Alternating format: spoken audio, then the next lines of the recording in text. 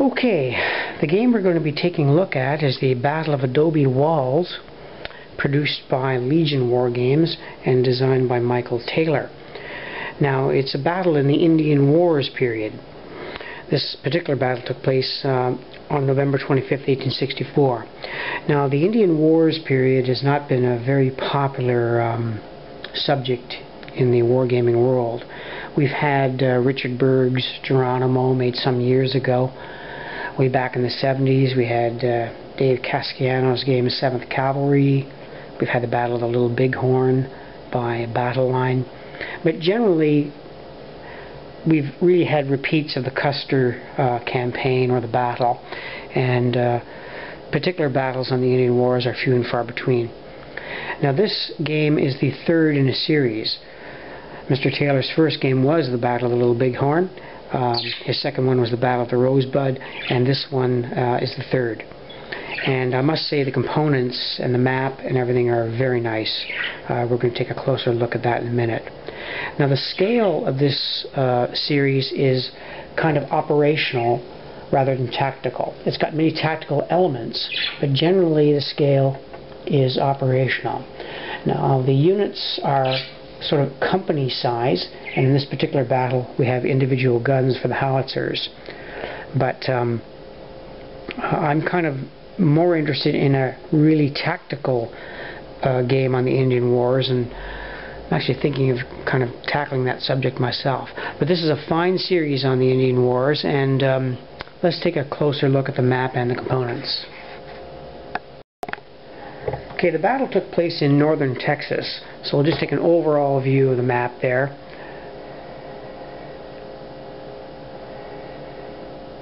Here is the Canadian River, and these are bluffs and high hills, and there's the site of the Adobe Fort ruins, which figures in the battle.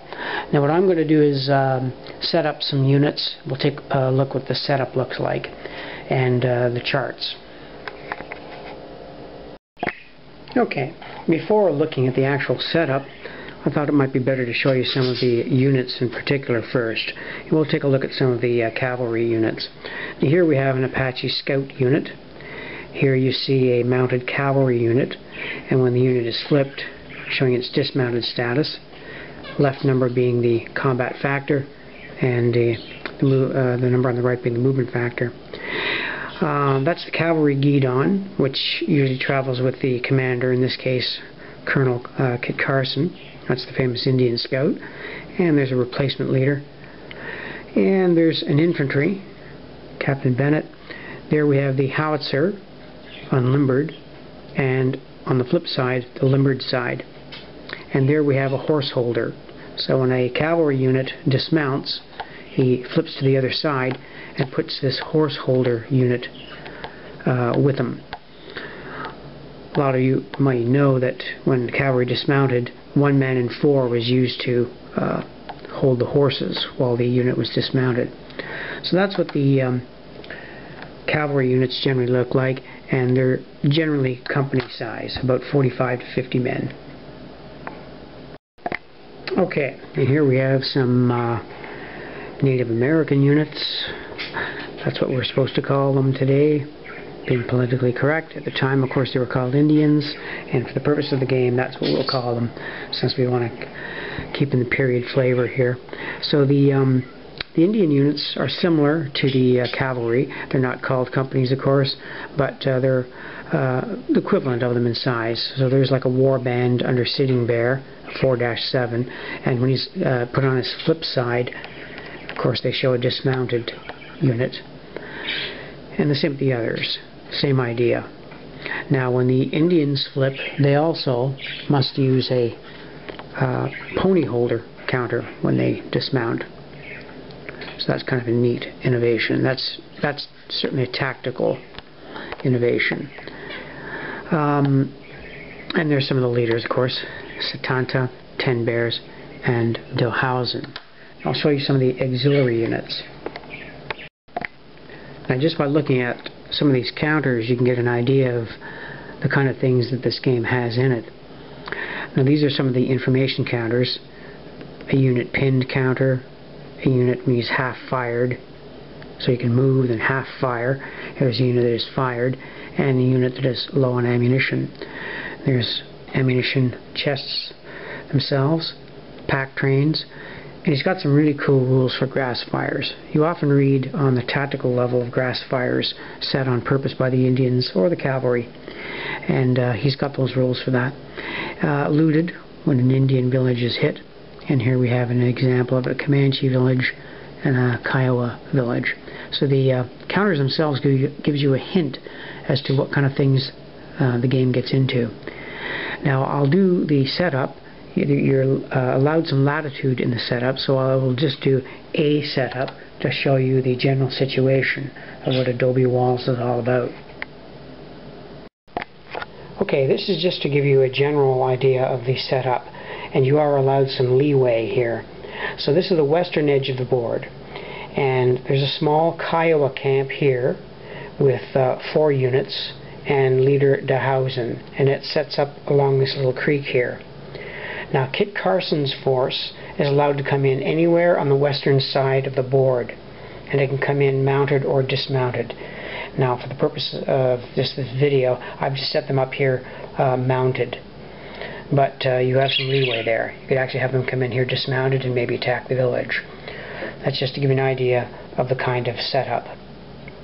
And we're going to swing over way to the east now, and here we have this large combined Kiowa and Comanche camp spread out all along this river. And again, you're allowed some leeway in this setup, but I know historically Indian villages tended to set up along the river line, so that's what I've done here.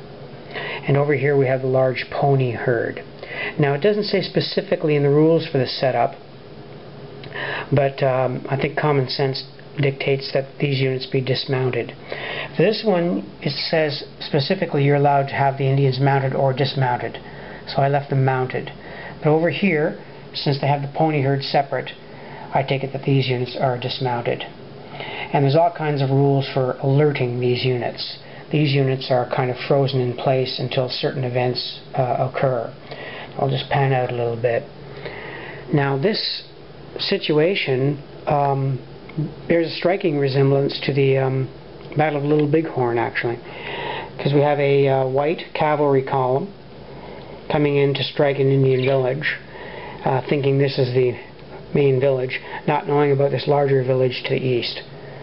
Now, unlike Custer, Kit Carson was able to extricate himself from this precarious situation, because as you can see, just by looking at the counters, there's a heck of a lot more Indians there than Kit Carson has soldiers. So it's a very interesting and fluid situation, and the designer's got all kinds of rules for alerting the camp and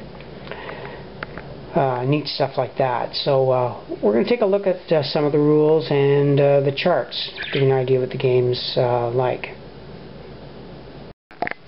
Now I've sorted the counters into some trays I had. I might point out that the GMT trays just don't fit in the box by millimeters, which is a little bit irksome. I guess you could take an X-Acto knife and cut them and they will fit. I just happen to have some trays that did fit in, and I've done a preliminary sort here. Nothing fancy. Let's take a look at the charts. I should mention something about the components of the counters. They're on very nice thick stock. They came sealed in plastic when I got my copy, and the counters almost just fell out of the tree. They're very easy to cut out. The charts, by the way, are very good quality. They're nice, shiny, thick cardboard. There's your melee combat chart. There's all kinds of rules for retreat before melee, rallying, capturing ponies, lost abandoned horses. There's a pursuit table, various modifiers for defender melee. Just by looking at the chart, you get a hint as to what the game is going to cover. You've got a firing combat matrix, and depending on the unit, it fires on a different table. So you have US units have one table, Indians have another. Whether you're dismounted makes a difference. Whether you're mounted makes a difference. Also, if you're prone makes a difference. There's the fire combat results table itself. Again, all kinds of modifiers. Pin, prone, mounted, size of the force, light woods, whether you're in the Adobe fort or not. You have a leader loss check table, so we have obviously leaders, rules for leaders being killed. And you have lots of morale checks. Morale check table to see if units break. Now there's only 2 howitzers in the game, but in real life the howitzers were very important in the battle and almost instrumental to getting Carson's force out. So he's got a howitzer chart, all kinds of special rules for the howitzer. Manhandled howitzer table, mired howitzer table. That's if it tries to cross the Canadian River there. There's the field of fire diagram for the howitzer. And then you've got a nice master sequence of play here, and of course unit explanation. Now I have yet to play the game myself. I had tried the Little Bighorn game some years ago, so I've not played this particular game. Here we're just looking at the pieces, getting an idea of what the game is like. Now, the terrain effects chart is printed right on the board. A little curiosity is that dismounted units, for example there, have the same movement factor as mounted, which looks curious at first, but that's cured by looking at the terrain effects chart table. You'll see that dismounted units pay almost double the cost. So that's how he handles that. There's the terrain types for the Adobe fort, marsh, creeks, etc. One rule that's critical in games of this size is ammunition supply and resupply. And he has 2 sets of rules for this. I'm very glad that he made the ammunition supply with the roster optional. I'm not a great fan of rosters and keeping track of individual ammunition. So it is an optional rule, and personally I'm not going to be playing with it. I like the original ammunition resupply rule better. Kind of reminds me of the old SPQR game where you can run out of missiles, things like that. And in this game you can, of course, resupply. And he's got good rules for it. I just want it to be a random event because in real life you had sometimes green soldiers that shot off all their ammunition within minutes, other veteran soldiers that fired more coolly and effectively and didn't waste their ammunition. So I find the original rules covers that quite adequately. Now there's the ammunition roster, those of you who want to keep track of individual ammunition, but I don't really want to do that. There's not much more I can say about Adobe Walls until I've tried it, except that the designer's notes are pretty good. He gives you the idea that it isn't a standard war game, that's for sure. You're not going to just want to close and melee and expect victory. It is a victory point level game. You're trying to inflict casualties on the enemy and destroy the villages. So you're going to always want to keep victory points in the back of your mind to win the game. There's talk of redoing Volume 1, the Battle of the Little Bighorn and the Battle of the Rosebud in this new sort of upgraded format. If that's the case, they can certainly sign me on. So that's the Battle of Adobe Walls by Legion Games and designed by Michael Taylor.